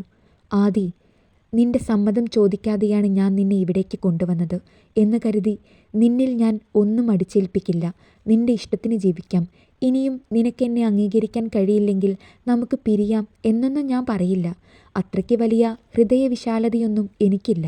എൻ്റെ ഭാര്യ എൻ്റെ കൂടെ തന്നെ ജീവിക്കും. അത് മനസ്സിൽ ഉറപ്പിച്ചിട്ട് തന്നെയാണ് ഞാൻ ഇവിടേക്ക് വന്നത്. എനിക്കറിയാം അപ്പു വിളിച്ചു പറഞ്ഞിട്ടുണ്ടാവും നിന്നോട് ഞാൻ വരുന്ന കാര്യം. അതുകൊണ്ടാണല്ലോ എന്നെ ഇവിടെ വെച്ച് കണ്ടിട്ടും നീ ആശ്ചര്യപ്പെടാതിരുന്നത്. എന്നെ അംഗീകരിക്കാൻ നിന്റെ മനസ്സ് എന്ന് തയ്യാറാവുന്നോ അതുവരെ കാത്തിരിക്കാൻ ഞാൻ തയ്യാറാണ്. ഇപ്പോൾ കിടന്നിറങ്ങിക്കോ. 3 മാസം ഒരു കട്ടിലിൽ കിടന്നിട്ടും നിനക്കൊന്നും നഷ്ടപ്പെട്ടിട്ടില്ലെങ്കിൽ ഇനിയും ഒന്നും നഷ്ടപ്പെടില്ല. അബി പറഞ്ഞിട്ട് ലൈറ്റ് ഓഫ് ചെയ്തു ബെഡിലേക്ക് കിടന്നു. ആദ്യം ബെഡിൻ്റെ ഒരു സൈഡിൽ വന്ന് കിടന്നു. രാവിലെ അബി ഉണർന്നപ്പോഴാണ് തൻ്റെ വയറിലൂടെ ചുറ്റിപ്പിടിച്ചിരിക്കുന്ന ആദിയുടെ കൈ കണ്ടത്. 3 മാസം എൻ്റെ കൂടെ ഉണ്ടായിട്ടും ഇവൾക്ക് ഇങ്ങനെയൊരു സ്വഭാവം ഇല്ലായിരുന്നല്ലോ. അബി പതിയെ പറഞ്ഞുകൊണ്ട് അവളുടെ കൈ എടുത്തു മാറ്റി. ചന്തു പ്ലീസ് ഡേ. ഉറക്കത്തിൽ പുലമ്പിക്കൊണ്ട് അവൾ വീണ്ടും അവനെ ചുറ്റിപ്പിടിച്ചു. ഓഹോ, ചന്ദനയാണെന്ന് കരുതിയാണോ മോള് ഈ സാഹസം കാണിച്ചത്? പുഞ്ചിരിയോടെ പതിയെ പറഞ്ഞുകൊണ്ട് അവൻ അവൾക്ക് നേരെ തിരിഞ്ഞു കിടന്നു. ആദി, ആദി. അവൻ അവളെ വിളിച്ചുണർത്താൻ ശ്രമിച്ചു. ആദി പതിയെ കണ്ണുകൾ ചിമ്മി തുറന്നു. തൊട്ടടുത്ത് അബിയുടെ മുഖം കണ്ടതും അവൾ കണ്ണുമിഴിച്ചു. ഈ കൈയൊന്നെടുത്താൽ എനിക്ക് എഴുന്നേൽക്കാമായിരുന്നു. അബി പറയുന്നത് കേട്ടാണ് ആദി അവളുടെ കൈയിലേക്ക് നോക്കിയത്. അബിയെ ചുറ്റിപ്പിടിച്ചിരിക്കുന്ന കൈ അവൾ വെപ്രാളത്തോടെ വലിച്ചെടുത്തു. അബി എഴുന്നേറ്റ് ബാത്റൂമിലേക്ക് പോയതും ആദി ബെഡിലേക്ക് നോക്കി. രാത്രി കിടന്ന സ്ഥലത്തല്ല താനിപ്പോൾ കിടക്കുന്നത്. ഉറക്കത്തിൽ എങ്ങനെയോ അബിയുടെ അടുത്തേക്ക് നീങ്ങി വന്നിരിക്കുന്നു. അവൾ സ്വയം നെറ്റിയിൽ അടിച്ചുകൊണ്ട് എഴുന്നേറ്റു. അബി ബാത്റൂമിൽ നിന്നും ഇറങ്ങി വന്നപ്പോൾ ആദി അവനെ നോക്കാതെ ഡ്രസ്സെടുത്ത് ബാത്റൂമിലേക്ക് ഓടി. അന്ന് രാവിലെ മുതൽ ആദി വല്ലാത്ത ടെൻഷനിലായിരുന്നു. ഭക്ഷണം കഴിക്കാൻ ഇരുന്നപ്പോഴും അവൾ ആകെ അസ്വസ്ഥയായിരുന്നു. അബി അത് ശ്രദ്ധിക്കുകയും ചെയ്തിരുന്നു. ടെൻഷനോടെ നടക്കുന്ന ആദിയെ അബി കുറച്ച് സമയം നോക്കി നിന്നു. ആദി, നിനക്കെന്തെങ്കിലും ടെൻഷനുണ്ടോ? അബി അവളുടെ അടുത്തേക്ക് വന്നുകൊണ്ട് ചോദിച്ചു. അവളൊന്നും മിണ്ടാതെ തല കുനിച്ചു നിന്നു. ആദി, നിന്നോട് ചോദിച്ചത് കേട്ടില്ലേ? അബി ശബ്ദമുയർത്തി ചോദിച്ചു. ആദി ഞെട്ടിക്കൊണ്ട് തലയുയർത്തി നോക്കി. എൻ്റെ മുഖത്ത് എന്താടി വല്ല വൃത്തികേടുമുണ്ടോ? നിനക്ക് നോക്കാൻ പറ്റാത്ത വിധം? അവൾ ഇല്ലെന്ന് തലയാട്ടി. പിന്നെ എന്താടി നിനക്ക് എൻ്റെ മുഖത്ത് നോക്കി സംസാരിച്ചാൽ? അബിയുടെ ദേഷ്യത്തോടെയുള്ള സംസാരം കേട്ടതും ആദിയുടെ കണ്ണുകൾ നിറഞ്ഞൊഴുകി. എന്ത് പറഞ്ഞാലും നിന്ന് കണ്ണീരൊലിപ്പിച്ചോളണം. ഓഫീസിൽ ചെന്നാൽ ദീപകിൻ്റെ മുഖത്ത് നോക്കാനുള്ള ബുദ്ധിമുട്ടാണ് നിന്റെ പ്രശ്നമെന്ന് എനിക്കറിയാം. ഇന്നലെ നീ അവരോട് പറഞ്ഞതൊക്കെ തെറ്റായിപ്പോയെന്ന് നിനക്ക് തോന്നുന്നുണ്ടോ ആദി? ദേഷ്യത്തോടെ തുടങ്ങിയ സംസാരം സൗമ്യമായി പറഞ്ഞുകൊണ്ടാണ് അബി അവസാനിപ്പിച്ചത്. ഇന്നലെ നടന്ന കാര്യങ്ങൾ അവിടെ വരെ എത്തിച്ചത് നീ തന്നെയാണ് ആദി. പറയേണ്ട കാര്യങ്ങൾ ദുർബലമായി പറയാതെ ഉറച്ചു പറയാൻ ഇനിയെങ്കിലും നീ പഠിക്കേ. ദീപകിൻ്റെ മുഖത്ത് നോക്കാൻ പറ്റാത്ത വിധം നീ അയാളോട് മോശമായി ഒന്നും സംസാരിച്ചിട്ടില്ല ആദി. നിന്റെ സ്ഥാനത്ത് മറ്റാരെങ്കിലും ആയിരുന്നെങ്കിൽ ഇതിൽ കൂടുതൽ പറയുമായിരുന്നു. അതൊന്നും ഓർത്ത് വിഷമിക്കാതെ ചെല്ല്, ഓഫീസിൽ പോകാൻ റെഡിയാവ്, ഞാൻ കൊണ്ടുവിടാം. അബിയുടെ വാക്കുകളിൽ എവിടെ നിന്നോ ധൈര്യം കിട്ടിയതുപോലെ തോന്നി ആദിക്ക്. അബി പറഞ്ഞതുപോലെ ദീപകിനെ ഫേസ് ചെയ്യാനുള്ള മടിയായിരുന്നു അവളുടെ പ്രശ്നം. അവൾ ഓഫീസിൽ പോകാൻ റെഡിയായി. ആദി കാറിലേക്ക് കയറാൻ തുടങ്ങിയപ്പോഴാണ് വൃന്ദ വരുന്നത് കണ്ടത്. ഞാൻ വൃന്ദേച്ചിയുടെ കൂടെ പൊയ്ക്കോളാം. അതിനു മറുപടിയായി അബി അവളെ രൂക്ഷമായി നോക്കിയതും വൃന്ദയെ നോക്കി ഒന്ന് ചിരിച്ചിട്ട് ആദി പെട്ടെന്ന് കാറിലേക്ക് കയറി. ആദി, ഇന്ന് ഹാഫ് ഡേ ലീവ് എടുക്കണം, ഞാൻ വരാം കൂട്ടിക്കൊണ്ടു പോകാൻ. അബിയുടെ സംസാരം കേട്ടപ്പോൾ എന്തിനാണെന്ന് ചോദിക്കണമെന്നുണ്ടായിരുന്നെങ്കിലും അവൾ ചോദിച്ചില്ല. ഓഫീസിലെത്തിയ ആദിയെ കണ്ട് എല്ലാവരും അത്ഭുതത്തോടെ നോക്കി. സിന്ദൂരമിട്ടിരിക്കുന്ന ആദിയുടെ നെറ്റിലായിരുന്നു എല്ലാവരുടെയും ശ്രദ്ധ. പെട്ടെന്ന് നടന്ന വിവാഹമാകാം ആദിയുടേതെന്ന് കരുതി വിവരങ്ങൾ ചോദിച്ചറിയാൻ എല്ലാവരും അവൾക്ക് ചുറ്റും കൂടി. ആദിയുടെ വിവാഹം നേരത്തെ തന്നെ കഴിഞ്ഞതാണെന്നും അബിക്ക് ഇങ്ങോട്ട് ട്രാൻസ്ഫർ ആയെന്നും വൃന്ദ അറിയിച്ചപ്പോൾ എല്ലാവരും പിരിഞ്ഞുപോയി. വൃന്ദേച്ചി, ദീപക് വന്നില്ലേ? ഇല്ല ആദി, ദീപക് ലീവിലാണ്. മാത്രമല്ല അവൻ ട്രാൻസ്ഫറിന് അപ്ലൈ ചെയ്തിരിക്കുകയാണ്. വൃന്ദേച്ചിക്ക് എന്നോട് ദേഷ്യമുണ്ടോ? ഞാൻ കാരണമല്ലേ ദീപക് പോകുന്നത്? ഇല്ല ആദി, എനിക്ക് നിന്നോട് ദേഷ്യമില്ല. അല്ലെങ്കിൽ തന്നെ ഞാൻ കാരണമല്ലേ ഇങ്ങനെയൊക്കെ സംഭവിച്ചത്. ഞാനും കുറച്ച് എടുത്തച്ചാട്ടം കാണിച്ചു. ഇനി അതൊന്നും പറഞ്ഞിട്ട് കാര്യമില്ല. നീ അത് മറന്നു കളഞ്ഞേക്കാതി. അല്ല, നീ എന്തിനാ ഹാഫ് ഡേ ലീവ് എടുക്കുന്നത്? അറിയില്ല വൃന്ദേച്ചി, അബിയേട്ടനോടൊന്നും പറഞ്ഞില്ല. ലീവ് എടുക്കാൻ മാത്രം പറഞ്ഞു. ശരി ആദി, ഞാൻ എൻ്റെ സീറ്റിലേക്ക് പോട്ടെ. ആദിയോട് പറഞ്ഞിട്ട് വൃന്ദ തൻ്റെ സീറ്റിലേക്ക് പോയി. ഓഫീസിൽ നിന്നും ആദിയെയും കൂട്ടി അബി വരികയായിരുന്നു. എന്തിനാ ലീവ് എടുക്കാൻ പറഞ്ഞത്? ആദിയുടെ ചോദ്യം കേട്ട് അബി അവളെ നോക്കിയൊന്ന് പുഞ്ചിരിച്ചു. ഇപ്പോഴാണ് ചോദിക്കുന്നത് എന്തിനാ ലീവ് എടുക്കാൻ പറഞ്ഞതെന്ന്? രാവിലെ ചോദിച്ചിരുന്നെങ്കിൽ ഞാൻ പറയുമായിരുന്നു. ഇനിയിപ്പോൾ അറിയേണ്ട, അവിടെ ചെല്ലുമ്പോൾ അറിഞ്ഞാൽ മതി. അബി പറഞ്ഞത് കേട്ട് ആദി സംശയത്തോടെ അവനെ നോക്കി. ചുണ്ടിൽ ഒരു പുഞ്ചിരിയുമായി അബി ഡ്രൈവ് ചെയ്തുകൊണ്ടിരുന്നു. അബിയും ആദിയും ഫ്ലാറ്റിലേക്ക് കയറി. അവിടെ ലിവിംഗ് റൂമിലിരിക്കുന്ന ആളെ കണ്ടതും ആദിയുടെ കണ്ണുകൾ നിറഞ്ഞു. ഏട്ടാ, നേർത്ത ശബ്ദത്തിൽ വിളിച്ചുകൊണ്ട് അവൾ ഓടിച്ചെന്ന് അപ്പുവിൻ്റെ നെഞ്ചിലേക്ക് വീണു. ആദിമോളെ, കരയാതെ. ഇങ്ങനെ കരയാനാണെങ്കിൽ ഞാൻ ഇപ്പോൾ തന്നെ പോവും കേട്ടോ. ആദിയെ തന്നിൽ നിന്നും അടർത്തി മാറ്റിക്കൊണ്ട് അപ്പു പറഞ്ഞു. അമ്മേ, എന്തൊരു വരവായിരുന്നെടി. എനിക്ക് നല്ല പോലെ വേദനിച്ചു കേട്ടോ. നിനക്ക് വീണ് കരയാനല്ലേ വിരിഞ്ഞ നെഞ്ചും ആയിട്ട് നിൽക്കുന്ന ഒരുത്തനെ ഏട്ടൻ കണ്ടുപിടിച്ച് തന്നത്. ഇനി എൻ്റെ മോള് കരയണമെന്ന് തോന്നുമ്പോൾ ആ നെഞ്ചിൽ വീണ് കരഞ്ഞോ, അല്ലാതെ മറ്റുള്ളവരുടെ നെഞ്ചിടിച്ച് കലക്കാതെ. അപ്പു പറഞ്ഞു തീർന്നതും ആദ്യം അവൻ്റെ പുറം നോക്കി ഒരടി കൊടുത്തു. ആ സമയം അവിടെ അബിയും മഹേശ്വരമ്മയും ഉണ്ടെന്നോ ഒന്നും അവൾ ഓർത്തില്ല. ഏട്ടൻ്റെ മാത്രം കുഞ്ഞി പെങ്ങളായി മാറുകയായിരുന്നു ആദി. ആ കാഴ്ച കണ്ടുകൊണ്ട് നിന്ന അബിയുടെയും മഹേശ്വരമ്മയുടെയും മനസ്സ് ഒരുപോലെ നിറഞ്ഞു. ഡി പെണ്ണെ, ദേ അബിയും അമ്മയും ഒക്കെ ഇവിടെ ഉണ്ട് കേട്ടോ. നീ ഇനി കുറച്ച് സമയം മാറി നിൽക്ക്. ഞാൻ എൻ്റെ അളിയനെ ശരിക്കും ഒന്ന് കാണട്ടെ. അപ്പു പറഞ്ഞപ്പോഴാണ് താൻ എവിടെയാണെന്ന ബോധം അവൾക്കുണ്ടായത്. ആദി പെട്ടെന്ന് തല താഴ്ത്തി നിന്നു. അപ്പു, നിന്റെ അനിയത്തിക്ക് ഈ കുഴപ്പം മാത്രമേ ഉള്ളൂ. എന്തു പറഞ്ഞാലും തല താഴ്ത്തി നിൽക്കും. മനുഷ്യൻ്റെ മുഖത്ത് നോക്കില്ല. പറഞ്ഞുകൊണ്ട് അബി അപ്പുവിൻ്റെ അടുത്തേക്ക് ചെന്നു. അബി അടുത്തേക്ക് വന്നപ്പോൾ ആദി അപ്പുവിനെ വിട്ട് കുറച്ച് മാറി നിന്നു. അബി ചിരിയോടെ അപ്പുവിനെ കെട്ടിപ്പിടിച്ചു. ഡാ പതിയെ, ഞെക്കിക്കൊല്ലാതെടാ. നിന്റെ കെട്ടിയവളുടെ വക കഴിഞ്ഞതേയുള്ളൂ. നിന്റെ അനിയത്തിയുടെ മുഖം നോക്ക്, കുശുമ്പ് തീരെയില്ല. അബി പതിയെ അപ്പുവിൻ്റെ ചെവിയിലായി പറഞ്ഞുകൊണ്ട് അകന്നു മാറി. അപ്പോഴാണ് ആദിയുടെ മുഖത്ത് അപ്പു നോക്കിയത്. ഇപ്പോൾ പൊട്ടും എന്ന രീതിയിൽ മുഖം വീർപ്പിച്ചു നിൽക്കുകയായിരുന്നു ആദി. ഡാ, ഞാൻ എൻ്റെ കുട്ടിയോടൊന്ന് സംസാരിക്കട്ടെ. ഡിസ്റ്റർബ് ചെയ്യരുത് കേട്ടോ. ആദിയെ ചേർത്ത് പിടിച്ചു പറഞ്ഞുകൊണ്ട് അപ്പു ബാൽക്കണിയിലേക്ക് കൊണ്ടുപോയി. ആദി, ഏട്ടൻ നിന്നോടൊന്നും പറഞ്ഞു തരേണ്ട ആവശ്യമില്ല. അറിവും പക്വതയും ഉള്ളവളാണ് നീ. എൻ്റെ മോള് അബിയെ ഇനിയും വിഷമിപ്പിക്കരുത്. നിന്നെ മനസ്സിലാക്കാതെ, നിൻ്റെ മാനസികാവസ്ഥ അറിയാതെയല്ല ഏട്ടൻ സംസാരിക്കുന്നത്. എങ്കിലും നീ അവനെ മനസ്സിലാക്കാൻ ശ്രമിക്കണം. മോൾക്ക് എന്ത് വിഷമമുണ്ടെങ്കിലും ഏട്ടനോട് പറയാം. ചന്തു പറയുന്നത് പോലെ ഇതുപോലൊരു ദുർവാസാവിനെയാണോ ഏട്ടൻ എനിക്ക് വേണ്ടി കണ്ടുപിടിച്ചത്? ആദിയുടെ സംസാരം കേട്ട് ആദ്യമൊന്ന് അമ്പരന്നെങ്കിലും പെട്ടെന്ന് തന്നെ അവൻ പൊട്ടിച്ചിരിച്ചു. ദുർവാസാവോ? അതെന്താ മോളെ അങ്ങനെയൊരു പേര്? ചിരി അടക്കി പിടിച്ചുകൊണ്ട് അപ്പു ചോദിച്ചു. ഏട്ടൻ്റെ കൂട്ടുകാരന് ചേരുന്ന പേര് തന്നെയത്, ദുർവാസാവ്. ക്ഷിപ്രകോപി. ഏട്ടനെ അറിയുമോ? എന്നോട് എപ്പോഴും ദേഷ്യപ്പെടും. ചിരിക്കാറേയില്ല. മുഖത്തേക്ക് നോക്കാൻ തന്നെ പേടിയാവും. ഏട്ടനൊന്ന് പറയാവോ എന്നോടിങ്ങനെ ദേഷ്യപ്പെടല്ലേ എന്ന്? കൊച്ചുകുട്ടികൾ പരാതി പറയുന്നത് പോലെ അവൾ പറയുന്നത് കേട്ട് അപ്പു അവളെ വാത്സല്യത്തോടെ നോക്കി. കുറച്ചു മാറി എല്ലാം കേട്ട് നിൽക്കുന്ന അബിയെ കണ്ട് അപ്പു പുഞ്ചിരിച്ചു. അത്രയുള്ളൂ, ഏട്ടൻ പറയാം. ഡാ ദുർവാസാവേ, നീ ഇങ്ങ് വന്നേ. അപ്പു വിളിക്കുന്നത് കേട്ട് ആദി തിരിഞ്ഞു നോക്കി. തങ്ങളുടെ അടുത്തേക്ക് വരുന്ന അബി എല്ലാം കേട്ട് കാണുമോ എന്ന പരിഭ്രമം അവളിലുണ്ടായിരുന്നു.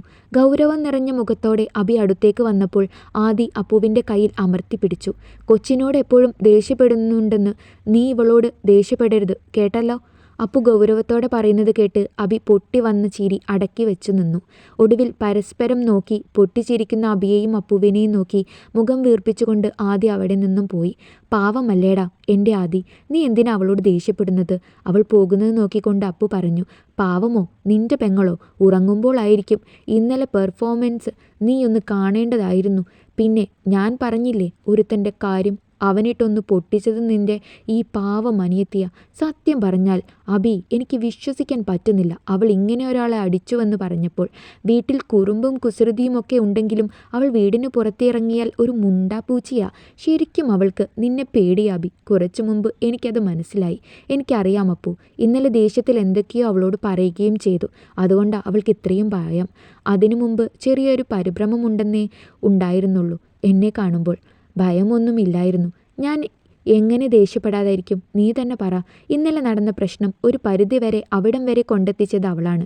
കുറച്ചുകൂടി തൻ്റെ ഇടത്തോടെ പറയാനുള്ളത് പറഞ്ഞിരുന്നെങ്കിൽ അങ്ങനെ ഒരു സംഭവം നടക്കില്ലായിരുന്നു.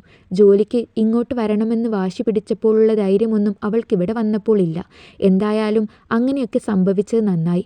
അതുകൊണ്ടല്ലേ അവളെ നിനക്ക് ഇങ്ങോട്ട് കൊണ്ടുവരാൻ പറ്റിയത്. അല്ലെങ്കിൽ നീ ഇവിടെയും അവൾ അവിടെയും നിന്ന് കാലം കഴിക്കേണ്ടി വന്നേനെ. ഒന്നിച്ച് താമസിക്കുമ്പോൾ അവൾക്ക് നിന്നെ മനസ്സിലാക്കാൻ പറ്റും. അപ്പു അബിയുടെ തോളിൽ കൈവച്ചുകൊണ്ട് പറഞ്ഞു. അതിനു മറുപടിയായി അബി പതിയെ പുഞ്ചിരിച്ചു. അബി, ഞാൻ ഇനി പൊയ്ക്കോട്ടെ? ഡാ, ആദിയെ ഒന്ന് കാണാൻ വേണ്ടി മാത്രമാണ് ഞാൻ ഇതുവഴി വന്നത്. ഇനി നിന്നാൽ വീട്ടിലെത്തുമ്പോൾ ഒരുപാട് താമസിക്കും. നിനക്ക് നാളെ പോയാൽ പോരെ അപ്പു? നീ ഇവിടെ ഉണ്ടെങ്കിൽ ആദിക്ക് സന്തോഷമാകും. ആദിക്ക് സന്തോഷം ഉണ്ടാകും, പക്ഷെ നിനക്ക് സന്തോഷം ഉണ്ടാവില്ല. ഉള്ള സമയം കൊണ്ട് അവളെ വളയ്ക്കാൻ നോക്കടാ അളിയ. അല്ലാതെ എന്നെ ഇവിടെ പിടിച്ചു നിർത്തി അവളെ സന്തോഷിപ്പിക്കാൻ നോക്കണ്ട. നിങ്ങളൊന്ന് സെറ്റായിട്ട് വേണം എനിക്ക് വീണ്ടും വരാൻ. കട്ടുറുമ്പായിട്ട് പോടാ. അപ്പു പറഞ്ഞതും അബി ചിരിച്ചുകൊണ്ട് അവൻ്റെ വയറിൽ വേദനിപ്പിക്കാതെ ഒരടി കൊടുത്തുകൊണ്ട് പറഞ്ഞു. അപ്പു യാത്ര പറഞ്ഞിറങ്ങിയപ്പോൾ ആദിയുടെ കണ്ണുകൾ നിറഞ്ഞൊഴുകി. അപ്പുവിനെ യാത്രയാക്കാൻ അബി താഴെ പാർക്കിംഗ് ഏരിയയിലേക്ക് പോയി. അബി, പോട്ടെടാ, അപ്പു അബിയെ കെട്ടിപ്പിടിച്ചുകൊണ്ട് പറഞ്ഞു. അതിനുശേഷം കാറിലേക്ക് കയറി. അപ്പുവിൻ്റെ കാർ അകന്നു പോകുന്നതും നോക്കിക്കൊണ്ട് അബി അവിടെ നിന്നു. അബി ഫ്ലാറ്റിലേക്ക് വന്നപ്പോൾ കരഞ്ഞു കലങ്ങിയ കണ്ണുകളുമായി ആദി മുറിയിലുണ്ടായിരുന്നു. അവൾ കുറച്ചു സമയം ഒറ്റയ്ക്കിരിക്കട്ടെ എന്ന് കരുതി അബി ലിവിംഗ് റൂമിലേക്ക് പോയി. ആദി മുറിയിലേക്ക് വന്നപ്പോൾ അവിടെ അബി ഉണ്ടായിരുന്നു. അവൾ ബെഡിൽ നിന്നും ബെഡ്ഷീറ്റ് എടുത്ത് കുടഞ്ഞു വിരിച്ചു. ബെഡിന് നടുവിലായിട്ട് ഒരു തലയണ എടുത്തു വെച്ചു. അബി ഒരു പുഞ്ചിരിയോടെ അവൾ ചെയ്യുന്നതെല്ലാം വീക്ഷിച്ചു കൊണ്ടിരുന്നു. അബി കിടന്നതിന് ശേഷം ആദിയും കിടന്നു. അതെ, ഈ മതിൽ പൊളിച്ച് ഇപ്പുറത്തേക്ക് വരുമോ? അബി കുസൃതിയോടെ ചോദിച്ചു. ഇല്ല. അബിയുടെ വാക്കുകളിലെ കുസൃതി മനസ്സിലായതും ആദി ഗൗരവത്തോടെ പറഞ്ഞു. വന്നാലോ? അബി വീണ്ടും ചോദിച്ചപ്പോൾ ആദി എഴുന്നേറ്റിരുന്നു. ഇന്നലെ അറിയാതെ പറ്റിയതാ, ഇന്നങ്ങനെ ഉണ്ടാവില്ല. പതിഞ്ഞ ശബ്ദത്തിൽ അവൾ പറഞ്ഞു. അങ്ങനെ ഉണ്ടാവില്ലെന്ന് ഉറപ്പുണ്ടെങ്കിൽ പിന്നെന്തിനാ ഈ പില്ലോ വെച്ചിരിക്കുന്നത്? അത് ഞാൻ വെറുതെ വച്ചതാ. അബിയോട് പറഞ്ഞതിന് ശേഷം അവൾ കിടന്നു. കുറച്ച് സമയം കഴിഞ്ഞപ്പോൾ ആദി ഉറങ്ങി. അവളെ തന്നെ നോക്കിക്കൊണ്ട് അബിയും ഉറങ്ങി. പതിവ് പോലെ ബാൽക്കണിയിൽ നിൽക്കുകയായിരുന്നു ആദി. മാലയിൽ കൊരുത്തിട്ടിരിക്കുന്ന താലി കയ്യിലെടുത്തുകൊണ്ട് അവൾ അതിൽ തന്നെ നോക്കി നിന്നു. താലി കഴുത്തിൽ വീണ നിമിഷങ്ങളുടെ അവ്യക്തമായ ചിത്രങ്ങൾ ഓർമ്മയിൽ എവിടെയെങ്കിലും ഉണ്ടോ എന്നവൾ പരതി നോക്കി. നിരാശയോടെ കണ്ണുകൾ ഇറുക്കിയടക്കുമ്പോൾ അവളുടെ കവിളിലൂടെ ഊർന്നിറങ്ങിയ കണ്ണുനീരിൻ്റെ നനവിനെ അവൾ തുടച്ചു മാറ്റിയില്ല. തൊട്ടടുത്ത് അബിയുടെ സാമീപ്യം അറിഞ്ഞതും അവൾ തല ചിരിച്ചു നോക്കി. എന്തിനാണ് എന്നെ വിവാഹം കഴിച്ചത്? അപ്പുവേട്ടൻ നിർബന്ധിച്ചിട്ടാണോ? മൗനമായ ചില നിമിഷങ്ങൾക്ക് ശേഷം അവൾ അബിയോട് ചോദിച്ചു. അവൾ അനുഭവിക്കുന്ന മാനസിക സംഘർഷങ്ങളുടെ പ്രതിഫലമാണ് തനിക്ക് നേരെ ഉതിർത്തുവിട്ട ചോദ്യമെന്ന് അബിക്കറിയാമായിരുന്നു. അപ്പു നിർബന്ധിച്ചു എന്നുള്ളത് സത്യമാണ്. പക്ഷേ അത് മാത്രമല്ല കാരണം. അവളെ നോക്കാതെ തന്നെ അകലേക്ക് നോക്കി അവൻ പറഞ്ഞു. ഓർമ്മ നഷ്ടപ്പെട്ട മകളെ ഓർത്ത് വേദനിക്കുന്ന അച്ഛൻ്റെയും അമ്മയുടെയും മനസ്സെനിക്ക് മനസ്സിലാവും. സ്വന്തം അനിയത്തിയുടെ ഭാവിയോർത്ത് സ്വാർത്ഥമായി ചിന്തിച്ച ഏട്ടൻ്റെ മനസ്സ്, അതും എനിക്ക് മനസ്സിലാവും. പക്ഷേ സ്വന്തം ജീവിതം സൗഹൃദത്തിന് വേണ്ടി ത്യാഗം ചെയ്തത്, ഓർമ്മ നഷ്ടപ്പെട്ട ഒരു പെൺകുട്ടിയെ വിവാഹം കഴിക്കാൻ തയ്യാറായ അബിയേട്ടൻ്റെ മനസ്സ് എനിക്ക് മനസ്സിലാവുന്നില്ല. ആദി പറഞ്ഞു നിർത്തിയപ്പോൾ അബി അവളെ നോക്കി മൃദുലമായി ചിരിച്ചു. അറിയാനായി എൻ്റെ മനസ്സിലേക്ക് നീ എപ്പോഴെങ്കിലും നോക്കിയിട്ടുണ്ടോ ആദി? 4 വർഷം ഞാൻ മനസ്സിൽ കൊണ്ടു നടന്ന ഒരു സ്വപ്നമുണ്ടായിരുന്നു. എൻ്റെ മനസ്സ് കീഴടക്കിയ ഒരു പെൺകുട്ടിയെ താലികെട്ടി സ്വന്തമാക്കുന്ന നിമിഷം. പ്രണയം തുറന്നു പറഞ്ഞ് അവളെ എൻ്റെ ജീവിതത്തിലേക്ക് കൂട്ടാൻ ഞാൻ ആഗ്രഹിച്ചിരുന്നു. പക്ഷേ നിർഭാഗ്യവശാൽ ഓർമ്മ നഷ്ടപ്പെട്ട അവസ്ഥയിലാണ് അവളെ എനിക്ക് വിവാഹം കഴിക്കേണ്ടി വന്നത്. ഇതിലെവിടെയാണ് ആദി നീ പറഞ്ഞ ത്യാഗം? മറുപടിയായി ആബിക്ക് ലഭിച്ചത് അവളിൽ നിന്നും ഉയർന്നു കേൾക്കുന്ന തേങ്ങലുകളായിരുന്നു. മുഖം പൊത്തി കരഞ്ഞുകൊണ്ട് അവൾ മുറിയിലേക്കോടി. ആദി! ഭിത്തിയിൽ ചേർന്നിരുന്ന് തേങ്ങിക്കരയുന്ന അവളെ അബി വിളിച്ചു. ഞാൻ ഒരുപാട് വേദനിപ്പിച്ചു അല്ലേ? മനഃപൂർവ്വമല്ല അബിയേട്ട. എനിക്ക് മനസ്സിലാവും ആദി നിന്റെ മനസ്സ്. കഴിഞ്ഞുപോയ കാര്യങ്ങളെക്കുറിച്ച് നമുക്കിടയിൽ ഒരു സംസാരം വേണ്ട. അബി അവൾക്കരികിലെ ഇരുന്നു കൊണ്ട് പറഞ്ഞു. ആദി പതിയെ അവൻ്റെ തോളിലേക്ക് തലചായ്ച്ചു. അബി പുഞ്ചിരിയോടെ അവളെ ചേർത്തു പിടിച്ചു. ഓർമ്മയില്ലാത്ത സമയത്ത് ഞാൻ എങ്ങനെയാവും അബിയേട്ടനോട് പെരുമാറിയിട്ടുണ്ടാകുക? സ്നേഹത്തോടെ സ്വാതന്ത്ര്യത്തോടെ പെരുമാറിയിട്ടുണ്ടാവുമോ? സ്വയം ആലോചിച്ചു കൊണ്ട് ഇരുന്ന ആദിയുടെ മനസ്സിലേക്ക് അബി പറഞ്ഞ വാക്കുകൾ ഓർമ്മ വന്നു. താലി കെട്ടിയ പെണ്ണിൻ്റെ കൂടെ 3 മാസം കഴിഞ്ഞിട്ടും അപൂർവം ചില ചേർത്തുപിടിക്കലിനപ്പുറം അവളുടെ വിരൽത്തുമ്പിൽ പോലും തൊട്ട് ഞാൻ കളങ്കപ്പെടുത്തിയിട്ടില്ല. അതിനർത്ഥം അന്നും അബിയേട്ടനെ ഞാൻ അവഗണിച്ചിട്ടുണ്ടാവും എന്നാണോ? ഒന്നും മനസ്സിലാവാതെ ആദിയുടെ മനസ്സാകെ കലങ്ങി മറിഞ്ഞു. അവൾക്ക് തല പൊട്ടി പിളർക്കുന്നത് പോലെ തോന്നി. ഒരു കൈകൊണ്ട് നെറ്റിയിൽ അമർത്തി പിടിച്ചുകൊണ്ട് അവൾ കണ്ണുകൾ അടച്ചു. അബി മുറിയിലേക്ക് വന്നപ്പോൾ ആദി കട്ടിലിൽ ചാരിയിരിക്കുകയായിരുന്നു. ഒരു കൈകൊണ്ട് നെറ്റിയിൽ അമർത്തി പിടിച്ചിട്ടുണ്ട്. മറ്റേ കൈയുടെ ചൂണ്ടുവിരൽ കൊണ്ട് മാലയിൽ ചുഴറ്റി പിടിച്ചിട്ടുണ്ട്. ആദി! അബിയുടെ വിളി കേട്ടവൾ അവനെ നോക്കി. എന്താ ആദി, നിന്റെ മുഖം എന്താ വല്ലാതിരിക്കുന്നത്? മുമ്പ് നമ്മൾ ഒന്നിച്ചുണ്ടായിരുന്ന സമയത്ത് ഞാൻ അബിയേട്ടനെ വേദനിപ്പിക്കുന്ന രീതിയിൽ പെരുമാറിയിരുന്നു. ആദിയുടെ ചോദ്യം കേട്ട് അബി കുറച്ച് സമയം അവളുടെ മുഖത്തേക്ക് ഉറ്റുനോക്കി. നമ്മൾ തമ്മിൽ എങ്ങനെയാണ് കഴിഞ്ഞതെന്നാണോ ആദി നിനക്കറിയേണ്ടത്? ആദി അബിയെ നോക്കി അതേ എന്ന് തലയാട്ടി. നല്ലൊരു സൗഹൃദമായിരുന്നു നമുക്കിടയിൽ. ഓർമ്മ തിരിച്ചു കിട്ടിയതിന് ശേഷം മാത്രമേ ഒരുമിച്ചൊരു ജീവിതം ഉണ്ടാവൂ എന്ന് നമ്മൾ രണ്ടുപേരും കൂടി എടുത്ത തീരുമാനമായിരുന്നു. നിനക്കിനിയും എന്നെ ഉൾക്കൊള്ളാൻ കഴിഞ്ഞിട്ടില്ല അല്ലേ ആദി? നിരാശയോടെ അബി ചോദിക്കുമ്പോൾ ആദിയുടെ ഹൃദയത്തിൽ ഒരു വേദന നിറഞ്ഞു. ഹോസ്പിറ്റലിൽ നിന്നും വന്ന ശേഷം അബിയേട്ടനെക്കുറിച്ച് ഓർക്കാത്തൊരു ദിവസം പോലും എൻ്റെ ജീവിതത്തിലുണ്ടായിട്ടില്ല. ഓരോ ദിവസവും കഴിയുന്തോറും അബിയേട്ടൻ്റെ മുഖം എൻ്റെ മനസ്സിൽ കൂടുതൽ ആഴത്തിൽ പതിഞ്ഞിട്ടേയുള്ളൂ. ആദി!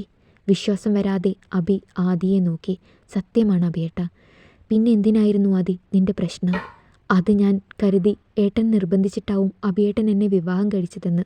ഈ ഒരു നിസ്സാര കാര്യം മനസ്സിൽ വെച്ചുകൊണ്ടാണോ ആദി നീ എന്നെ ഒന്ന് കാണാൻ പോലും കൂട്ടാക്കാതിരുന്നത്? അബി ദേഷ്യത്തോടെ ചോദിച്ചു. അല്ല, അത് മുൻപ് ഞാൻ എങ്ങനെയാണ് അബിയേട്ടനോട് ഇടപഴകിയിരുന്നത് എന്നെനിക്കറിയില്ലായിരുന്നു. അബിയേട്ടൻ്റെ കൂടെ കഴിഞ്ഞ സമയം എന്നെ അബിയേട്ടൻ സ്നേഹിച്ചിട്ടുണ്ടെങ്കിൽ ഇപ്പോഴുള്ള എന്നെ അബിയേട്ടനെ ഒരിക്കലും സ്നേഹിക്കാൻ കഴിയില്ലെന്ന് തോന്നി.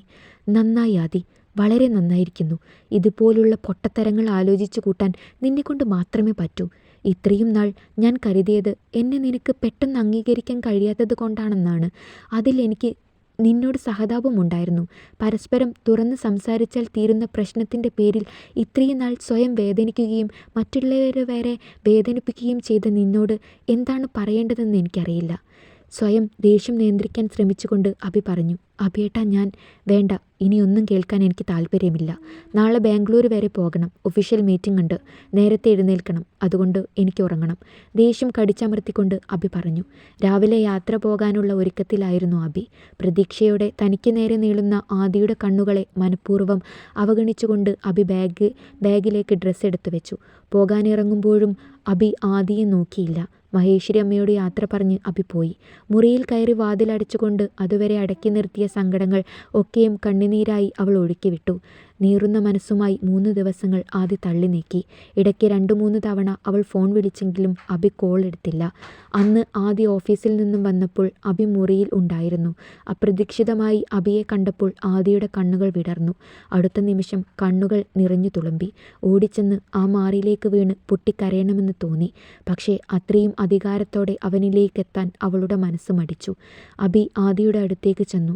അവളുടെ നിറഞ്ഞൊഴുകുന്ന കണ്ണുകളും വിതുമ്പുന്ന ചുണ്ടുകളും അവനിൽ ബാക്കി നിന്ന പരിഭവത്തെ മായ്ച്ചു കളഞ്ഞു.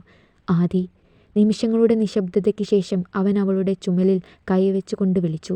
അത്രയും മതിയായിരുന്നു അവൾക്ക്, ഒരു വിതുമ്പലോടെ അവൻ്റെ നെഞ്ചിലേക്ക് ചായാൻ. മൗനം, വാചാലമായ നിമിഷങ്ങൾ. ഏറ്റുപറച്ചിലോ കുറ്റപ്പെടുത്തലുകളോ ഇല്ലാതെ, പരസ്പരം ഒന്നും ഉരിയാടാതെ ഹൃദയങ്ങൾ തമ്മിൽ ഒന്നായി ചേർന്നു. അവൻ്റെ നെഞ്ചോരം ചേർന്ന് തനിക്കായി തുടിക്കുന്ന ഹൃദയസ്പന്ദനം കേട്ടുകൊണ്ട് സ്വയം മറന്നവൾ നിന്നു. നീണ്ട കാത്തിരിപ്പിനൊടുവിൽ തനിക്ക് സ്വന്തമായ പ്രണയത്തെ ഹൃദയത്തോട് ചേർത്ത് നിർത്തുമ്പോൾ അഭിയും മറ്റൊരു ലോകത്തിലായിരുന്നു. ആദി. ഏറെ നേരത്തിനു ശേഷം അഭിയുടെ വിളിയാണ് ആദിയെ സ്വബോധത്തിലേക്ക് കൊണ്ടുവന്നത്. ഒരു പിടച്ചിലോടെ അവനിൽ നിന്നും അകന്നുമാറാൻ ശ്രമിച്ചവളെ ആവേശത്തോടെ തന്നിലേക്ക് വലിച്ചടിപ്പിക്കുമ്പോൾ കുസൃതിക്കാരനായ അവനിലെ കാമുകൻ ഉണർന്നിരുന്നു. അതുവരെ കാണാത്ത അവൻ്റെ പുതിയ ഭാവത്തെ നേരിടാനാവാതെ അവൾ തലകുനിക്കുമ്പോൾ കവളിൽ വിരിഞ്ഞ ചുവപ്പുരാശി അവൻ്റെ കണ്ണുകളിൽ തെളിഞ്ഞു. ചൂണ്ടുവിരലിനാൽ അവൻ അവളുടെ താടിത്തുമ്പിൽ പിടിച്ചുയർത്തുമ്പോൾ മിഴികൾ അടച്ചവൾ നിന്നു. കാലങ്ങളായി കാത്തുവെച്ച പ്രണയസമ്മാനം ഒരു ചുടുചുംബനമായി അവളുടെ നെറ്റിയിൽ പതിക്കുമ്പോൾ മിഴികൾ അടച്ചുകൊണ്ട് തന്നെ അവൾ സ്വീകരിച്ചു. ഇവിടെ തുടങ്ങുകയായിരുന്നു അഭിയുടെയും ആദിയുടെയും പ്രണയ നിമിഷങ്ങൾ. പിന്നീടുള്ള ദിവസങ്ങളിലൊക്കെയും പരസ്പരം മനസ്സുകൾ ഒന്നായി ചേർന്ന് പ്രണയത്തിൻ്റെ പുതിയ ലോകത്തിൽ സഞ്ചരിക്കുകയായിരുന്നു അവർ. പ്രണയത്തിൻ്റെ അതിരുവരമ്പുകൾ ഭേദിച്ചുകൊണ്ട് ഒരു നാൾ ശരീരങ്ങൾ തമ്മിൽ ഒന്നായി തീർന്നപ്പോൾ പുതിയൊരു പിറവിയുടെ ആരംഭം അവിടെ കുറിക്കുകയായിരുന്നു.